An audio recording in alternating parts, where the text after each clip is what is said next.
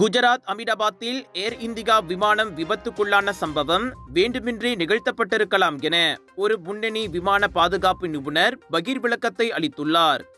விமானியே அவ்விபத்தை தூண்டியுள்ளார் என்பதே விபத்து குறித்த முதல்கட்ட விசாரணை அறிக்கை சொல்லவரும் செய்தி என கேப்டன் மோகன் ரங்கநாதன் பேசியுள்ளது பரபரப்பை ஏற்படுத்தியுள்ளது.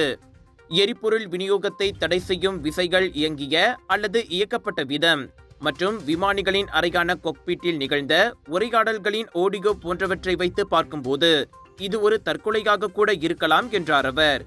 இரு விமானிகளிடையே ஒரு குழப்பமான உரையாடல் நிகழ்ந்திருப்பதையும் கூர்ந்து கவனிக்க வேண்டியுள்ளது. விமானத்தின் இயந்திரங்களுக்கான எரிபொருள் விநியோகத்தை ஏன் நிறுத்தினாய் என ஒரு விமானி கேட்கிறார். நான் நிறுத்தவில்லை என மற்றொருவர் பதிலளிக்கிறார். ஆகவே அங்கு என்னமோ நடந்திருக்க வேண்டும். விமானிகளில் ஒருவர் மன உளைச்சலில் கூட இருந்திருக்கலாம். அதனால் வேண்டுமென்றே அவர் விபத்தை ஏற்படுத்தி இருக்கலாம் என கடந்த கால சம்பவங்களை சுட்டிக்காட்டி மோகன் ரங்கநாதன் கூறினார்.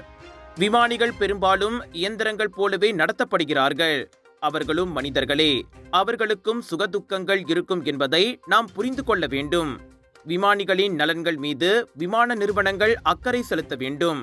என்றாலும் இது வெறும் முதல்கட்ட அறிக்கைதான் என்பதால் இப்போதே ஒரு முடிவுக்கு வராமல் இறுதி விசாரணை அறிக்கை வரும் வரை காத்திருப்போம் என NDTV தொலைக்காட்சியிடம் அவர் கூறினார்.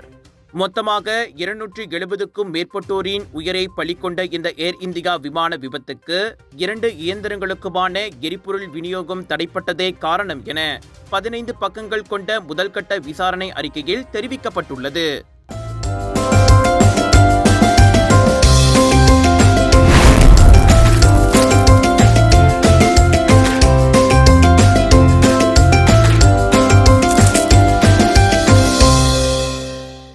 உங்கள் சிறந்த ஆரோக்கியத்திற்கு அளவான எண்ணெயுடன் சிறந்த முறையில் தயாரிக்கப்பட்ட சைவம் அசைவத்திற்கும் பொருந்தும் சூப்பர் ஊறுகாய், பச்சை கொடி சிவப்பு மீன் சின்னம் கொண்ட ஸ்ரீ மீனாட்சி ஊறுகாய்.